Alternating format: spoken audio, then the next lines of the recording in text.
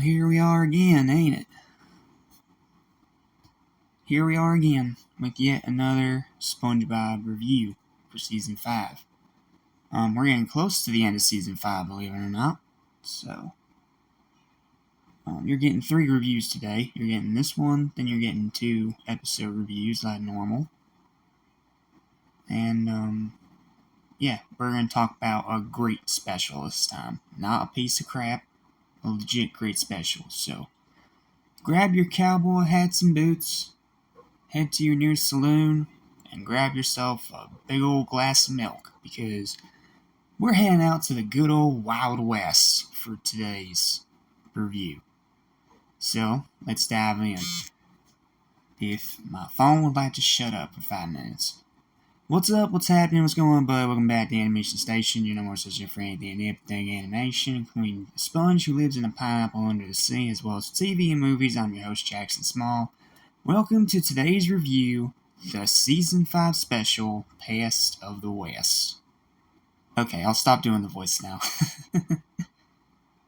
But, in all seriousness, this is a great special. This one's always been one of my favorites, right up there with Dungeons & Dragons.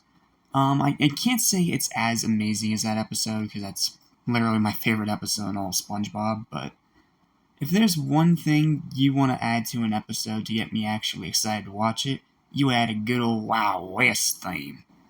And you try to frame it like a parody of those old Western movies. Yeah, you're right up my alley right away. So, let's not waste any time and dive into this episode. It's not going to be as comprehensive as the SquarePants review, because it's kind of a pretty self-explanatory story, and the songs are mostly just okay. But considering Atlantic SquarePants exists, they're Oscar-worthy compared to that crap. So, let's dive in. So, in this episode, SpongeBob wants to learn more about his history after seeing Patrick, Mr. Krabs, and even Sandy talk about some of their ancient relatives. So he goes to a museum with Sandy, and he ends up learning about SpongeBob, who's the hero that saved the Krusty Cantina and the whole town from Deadeye Plankton.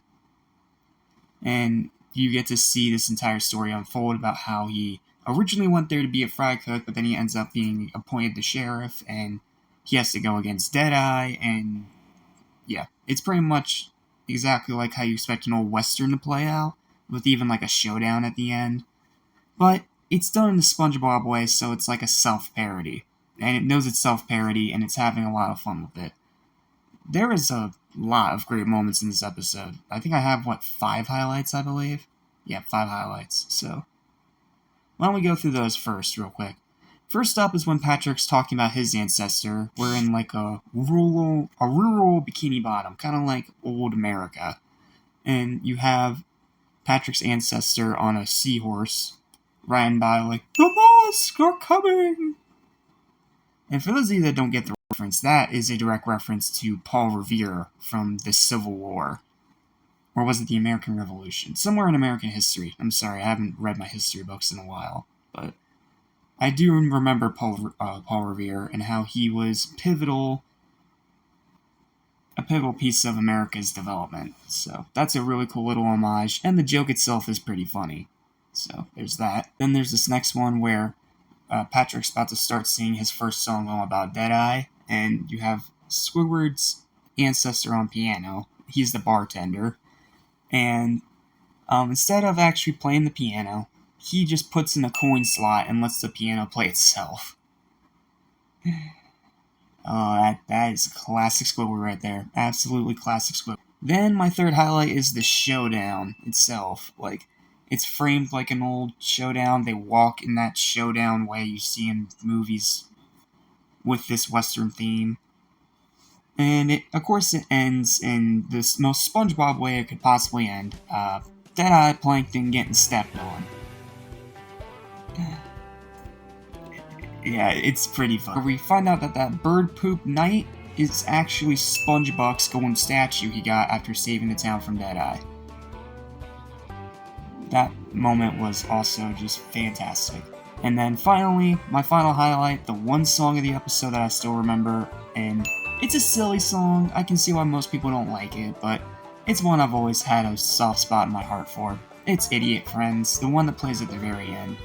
It's kind of like an extended epilogue to the showdown and the statue creation, stuff like that. And even though it is a bit of a weird thing to stick on the very end of an episode, the song itself is still silly and fun. And you do get some more Deadeye Plankton getting stepped on gags. So, yeah, that's pretty much all I got for Pest of the West. Like I said, I can't really be very comprehensive with this one because it's not, like, super richly detailed in its plot like Atlantis SquarePants was. Like I said, Atlantis SquarePants was a train wreck, but you get my point. This one, it's a lot more self-explanatory. It's SpongeBob in the Wild West. It's pretty much what you get. You get exactly what you expect, but what you get is a legitimate great special with great gags, fantastic writing, excellent animation, and some decent music. If I had to give one nitpick to this special,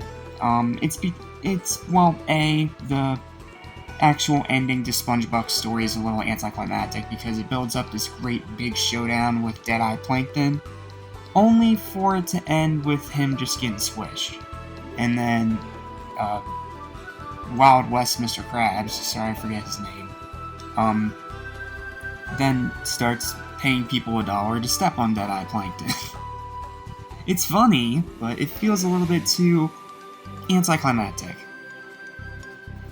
And my other big nitpick with the episode, the songs are just okay. Like, the only one I remember is Idiot Friends, the rest are kind of just there. But, I don't know, maybe you feel differently, maybe you don't, I don't know. This is probably going to be one of the shortest special reviews you'll see from me because it's self-explanatory. It's SpongeBob in the Wild West. If you like SpongeBob and you like westerns, this is pretty much right up your alley. And then there's also some good dark jokes in there, like the two talking skull heads out in the Bikini Bottom Desert. Like, it's cool. It's really cool. They do a great job of parody and homaging old westerns. And if you love Wild Western themed specials of TV shows, you're gonna love this one. So, yeah, pretty much it. Self-explanatory, has a few issues, but in my opinion, it is still one of the best SpongeBob specials out there. And it's a bit weird considering the fact it comes from the same season where one of the worst comes from. So, yeah, final verdict for Pest of the West is going to be an easy high 18 out of 20. This is a great special, it's nearly perfect, but the anticlimactic ending and the songs being inconsistent are the only two things it holds back. Outside of that, it's well written, it's very well voice acted. I love hearing Tom Kenny play a Western SpongeBob with that good old accent. And the actual story itself is still very enjoyable. So, yeah, it's Pest of the West. I mean, it's a special everyone already knows is great, but it's one where you can't really go super in-depth with because, well, it's self-explanatory. Yeah, that's pretty much all I got for Pest of the West. Thank you guys so much for watching. Please don't forget to like, share, and subscribe for more videos like this almost every single day. Stay tuned, because like I said in the beginning, you got you got 2 more episode reviews coming today. So, stay tuned for those, and until we meet again, I'll see you next time, cowboys. Yeah!